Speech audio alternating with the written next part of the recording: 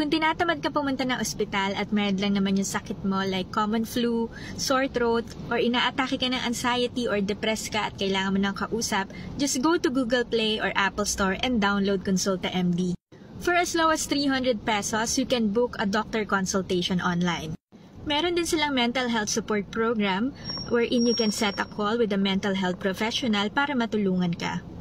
Consulta MD is a one-stop app, so pwede ka magpa-doctor consultation, yung prescription and yung medical certificate will be uploaded after mo magpa-check up sa iyong online account. At ang pinakamaganda sa app na to, after mo magpa-check up, pwede ka rin bumili ng gamot sa app nila. They offer same-day delivery within NCR and selected provinces near Metro Manila.